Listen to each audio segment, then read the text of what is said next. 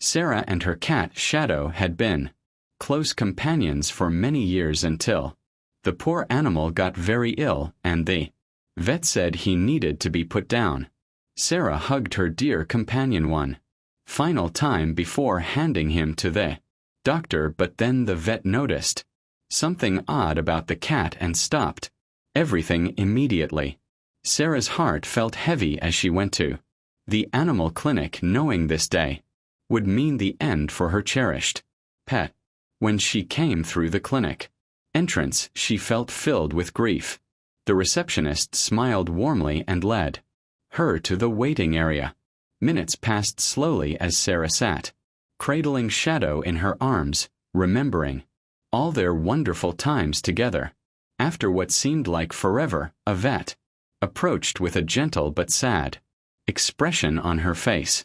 She brought Sarah and Shadow to an examination room, where they waited anxiously for the doctor to arrive. When the vet entered, Sarah felt her heart sink. Her hands trembling, she explained how Shadow's condition had gotten steadily worse. The cat was in pain and she was hurting too watching him. It was time to accept what the doctor was suggesting, a quick, gentle, and peaceful end for her best friend to stop his suffering for good. The vet, Dr. Martinez, understood perfectly. He disliked having to euthanize animals, especially pets that families adored so much, but he disliked seeing them in agony even more. Poor Shadow had been his patient for years, but in recent months his condition had gotten much worse. Dr. Martinez couldn't bear to see him this way. He could sense how much anguish Sarah was experiencing, so he said to her, "Take all the time you want to say goodbye while I go get what we need for the procedure." When the doctor stepped out, Sarah embraced her dying cat, pressing his soft, fuzzy head against her neck as tears streamed down her face. She spoke tender words to him, feeling how warm his fur was against her skin. Shadow's eyes looked moist and with tears too. It appeared like the cat somehow understood what was about to happen. Dr. Martinez discovered them like this, and paused in the doorway for a few moments, not wanting to disturb such a tender goodbye. But then he saw something strange about the cat. Shadow's eyes, which were usually bright green, had changed to an unusual yellow color. This made him wonder, and he moved closer to examine the cat more closely. That's when he saw it. Some light redness on the cat's face, particularly around his cheeks and nose area. It was faint but clearly there.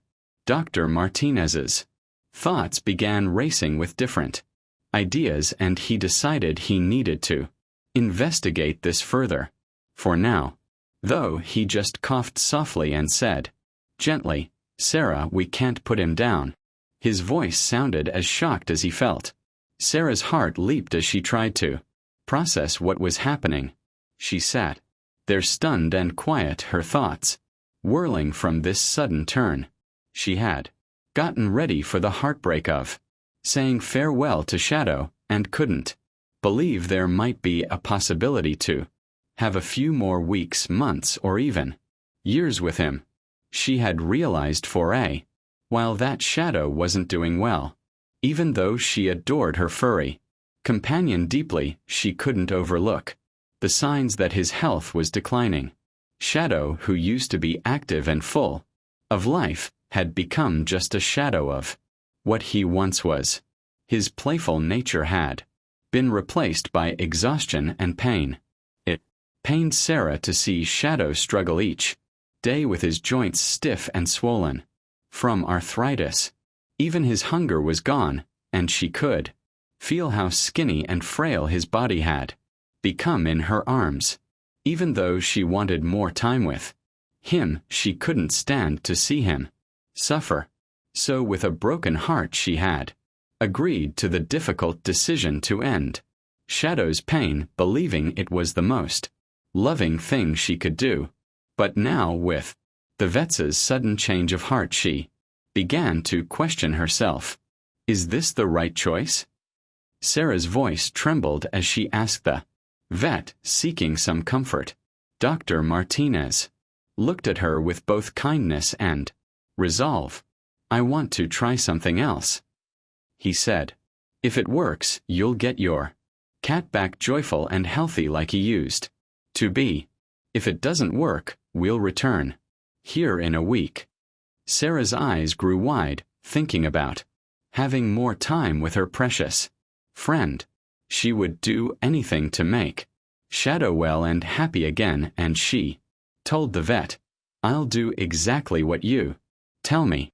Smiling softly, the doctor told Sarah, take Shadow home and bring him back in a week. He also recommended stopping the medicine that hadn't been helping Shadow's pain much anyway. Sarah stared at him, puzzled. Stop all medicine, even the pills she'd been giving Shadow before he got so ill. Dr. Martinez himself had given those pills to help Shadow cope with aging, promising they would make the change easier. All of them, the doctor said with a confident nod. I have a hunch about something and I want to see if I'm correct. Despite the surprise of what the vet was recommending, Sarah felt a tiny spark of hope grow in her heart. Maybe, just maybe, there was still time for one more adventure, one more snuggle, one more joyful moment with her beloved Shadow. With fresh determination, Sarah pulled Shadow close, feeling his steady heartbeat under her fingertips. As they walked home together, she whispered words of love and thanks, knowing in her heart that their time together wasn't finished yet. In the days that came after, Sarah cherished every moment with Shadow, enjoying the simple pleasure of being together. Stopping the medicine felt strange, but she'd promised Dr. Martinez she would trust his decision. So she stopped grinding pills into Shadow's food.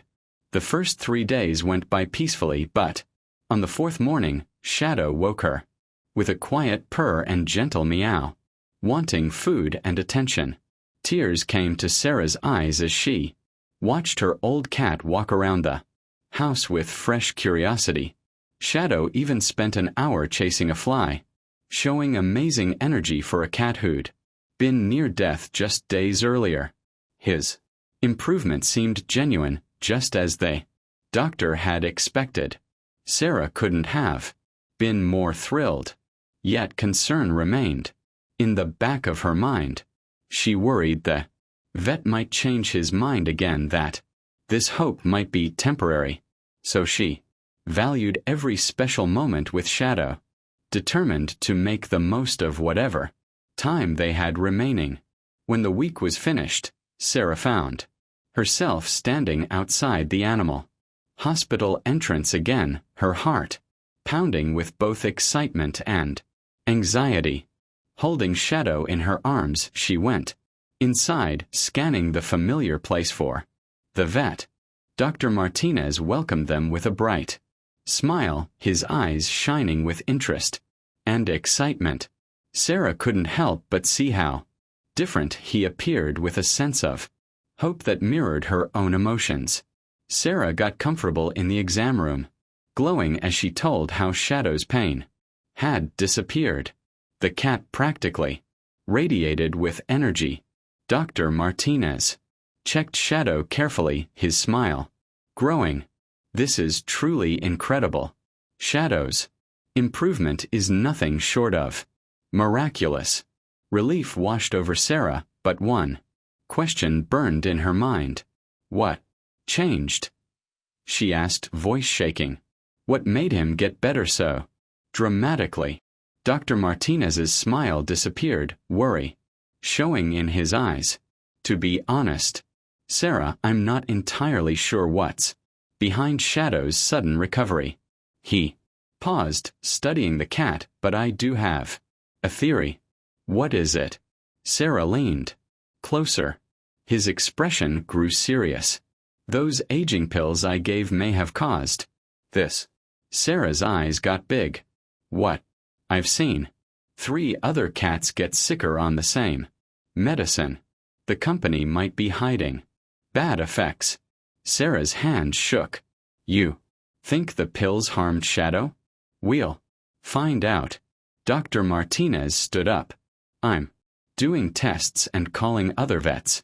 Write down everything about his recovery. Sarah spent the next 3 weeks carefully writing down Shadow's improvement while Dr. Martinez collected proof from colleagues across the city. The lab results prove it, Dr. Martinez said, pushing the report across his desk. Shadow's liver numbers are getting better, and I found 12 other cases. Sarah grabbed the paper. 12 cats, all given the same drug, all showed similar problems. His jaw tightened. We have enough proof to expose this. Shadow meowed from his carrier, alert and playful. A clear difference from the tired cat from weeks before. What's our next move? Sarah asked. We contact the drug company, and if they won't listen. Dr. Martinez's eyes grew hard. We go public. One evening Sarah was sitting at her kitchen table looking through her notes and the information she had gathered when her phone suddenly rang and surprised her. It was Dr. Martinez. I've completed the first round of tests, he said in a serious voice, and I'm afraid my worries were correct. Shadow's test results show he was being harmed by exposure to certain chemicals found in the medicine. I compared these findings with information from other cases, and the pattern is obvious. Sarah's heart dropped. What do we do now? We take this to the officials, the doctor answered. But first we need to face the drug company. We have to give them a chance to explain themselves, though I doubt they'll be truthful with us. Sorry for the interruption. Before we continue with the story, I kindly ask you to like the video and subscribe to this channel. It is very important for us. Thank you very much. The following week, Dr. Martinez and Sarah had a meeting with people from Pedar Pharmaceuticals. They showed proof that the medicine was hurting pets. The company workers listened, their faces changing from doubt to worry. This is a big accusation, said Mr. Johnson, the main person from the company. We need to do our own research before we do anything. We get it, Dr. Martinez said, but we really want you to stop selling this medicine right now. So many pets could get hurt. The meeting ended with tension and no answer. Sarah walked away feeling both hopeful and worried. She had done what was right, but she was scared the company would care more about money than keeping pets safe. The next morning felt uneasy. They had made the right choice, but not knowing what pet care would decide felt really heavy. Dr. Martinez tried to focus on his clinic work while Sarah kept looking for more proof to back up what they found. It was around the middle of the afternoon when the doctor got a surprise call from Mr. Johnson. Dr. Martinez, we need to have another meeting, he said. Can you and Sarah come to our main office tomorrow at 10 o'clock in the morning? This is really important. Yes, we'll be there, Dr. Martinez said, his heart beating fast. He right away called Sarah to tell her about this new thing. They want to meet us again tomorrow. It sounds urgent. The next 24 hours went by in a mix of worry and guessing. When they got to Petcare Pharmaceuticals' shiny, sterile-looking main office the next morning, they were brought into a big meeting room. Mr. Johnson and several other bosses were already sitting there, their faces showing nothing. Thank you for Coming so quickly, Mr. Johnson started. We've looked at what you found and talked about it a lot, but we still think we need more time to really investigate. For now, we have an idea. For you. Dr. Martinez and Sarah looked at each other with tired faces. What kind of idea? Sarah asked. Mr. Johnson leaned forward, touching his fingertips together. We're ready to give you a lot of money if you promise to stay quiet about this, he said. We think this will let us keep working without making people panic for no reason. The room went completely quiet. Dr. Martinez felt a cold feeling go down his back. You want us to stay quiet and let this drug stay available, possibly hurting more pets? He asked. Shocked. Mr. Johnson nodded slowly. Basically, yes. We need time to fix the problems without hurting the company's reputation and money situation. We'll pay you well for helping us. Sarah's eyes got very narrow. We need a minute to talk about this, she said, her voice tight with anger. They walked out of the meeting room into a hallway nearby.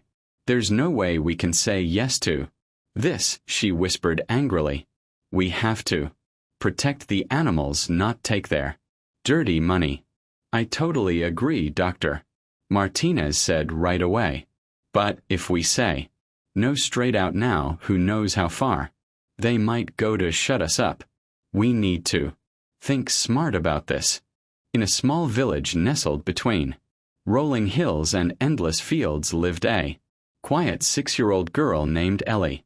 She wore clothes patched by her mother, walked in worn-out shoes that barely held together, and spent her afternoon selling wild flowers at the edge of town to help her struggling family.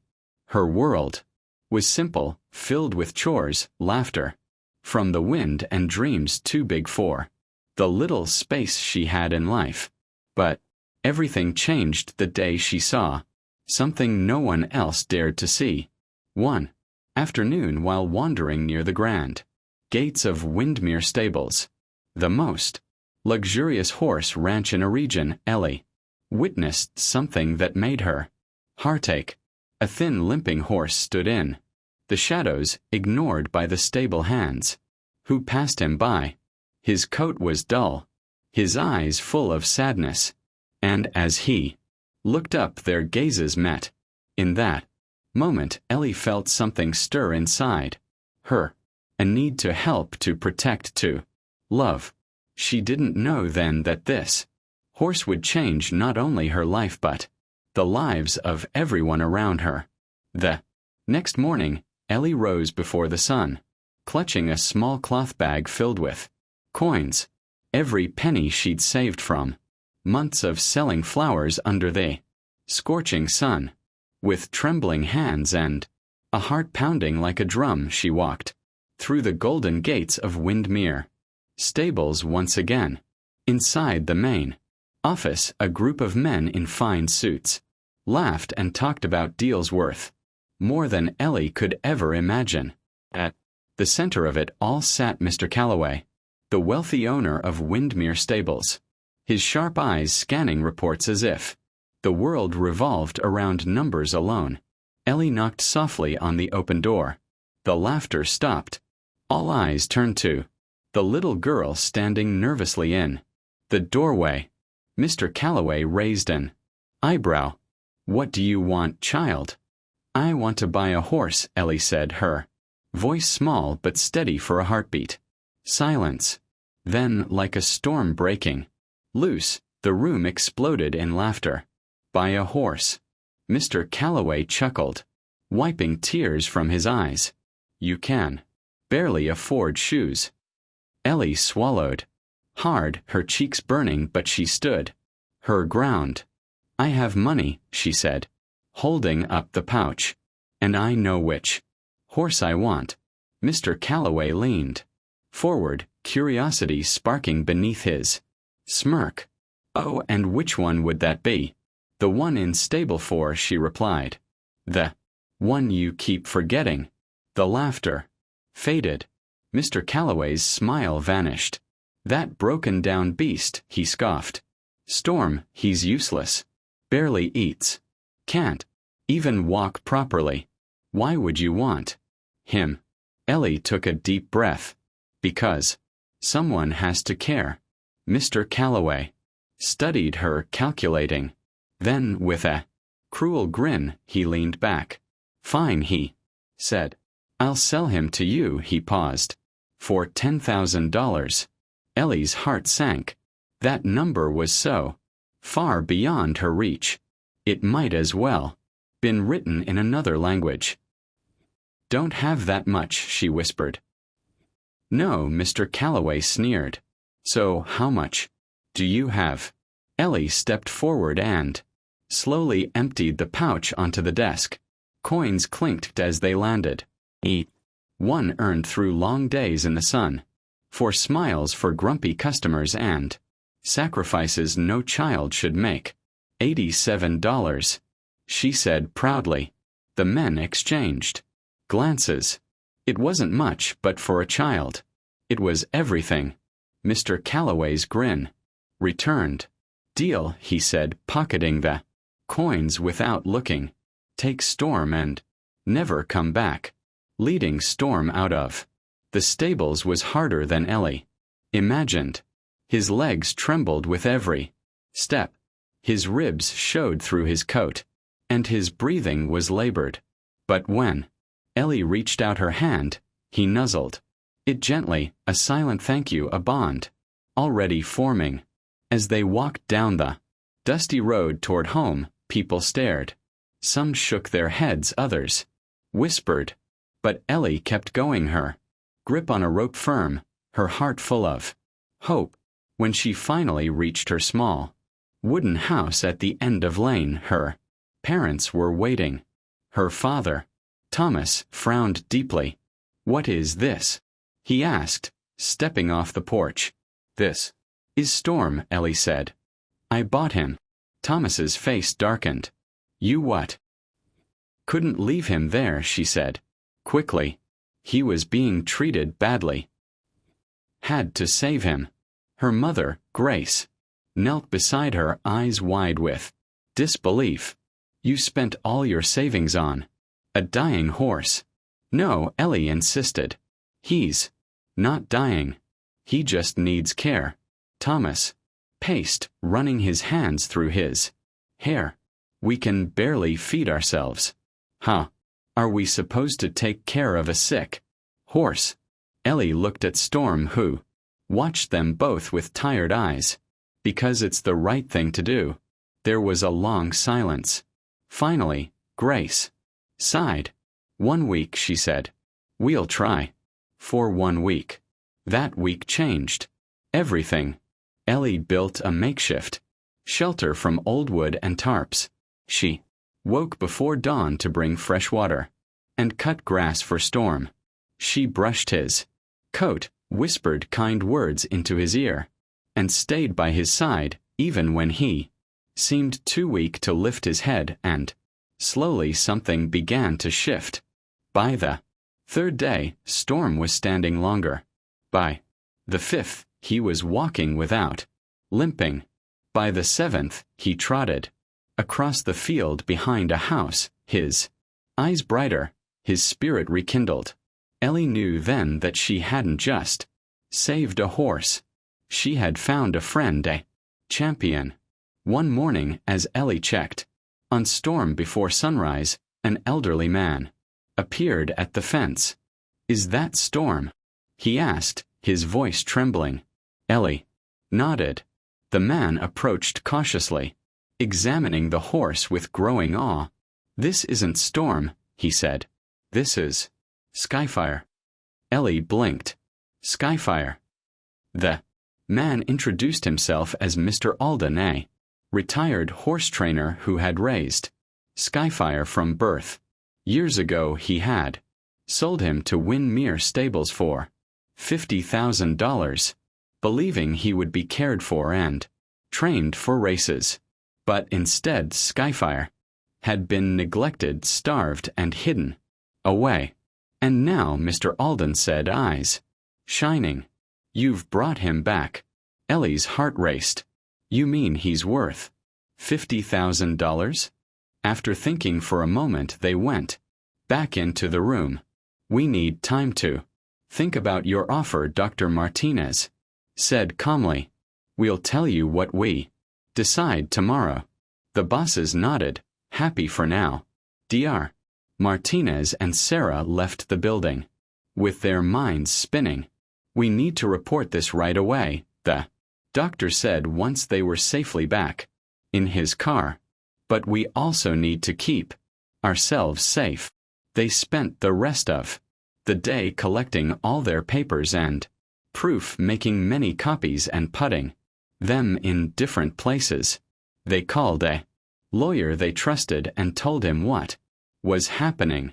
By evening they had told the authorities and were getting ready to sue Pedar Pharmaceuticals for being careless and putting public health in danger. The lawsuit was filed first thing the next morning.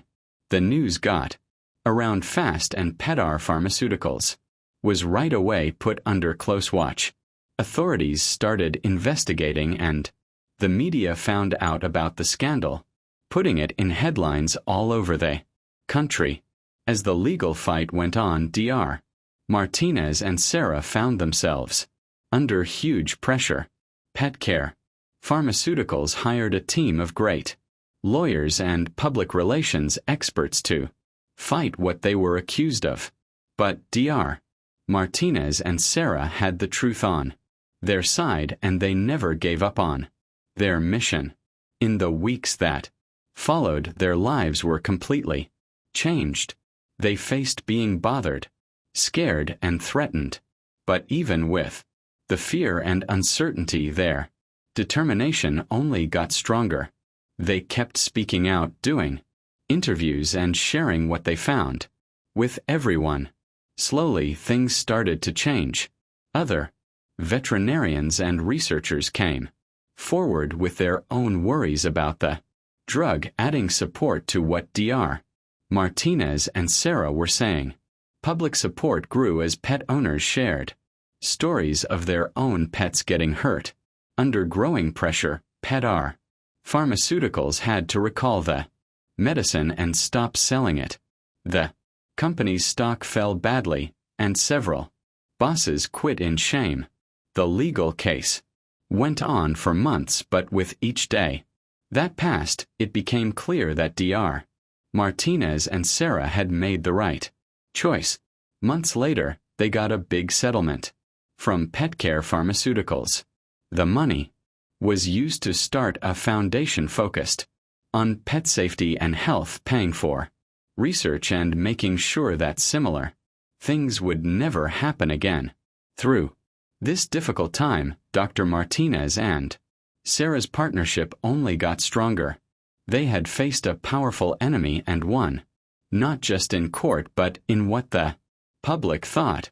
As they looked back on their journey, they felt a deep sense of achievement. They had stood up for what was right even when it was hard. And because of them, countless pets would get to spend more time with their owners. Did you like this story? Would you have made the same choice as Sarah, or would you have kept the money? Tell us what you think in the comments. If you enjoyed the story, please subscribe and give us a like. Making good choices helps everyone. Thanks for watching.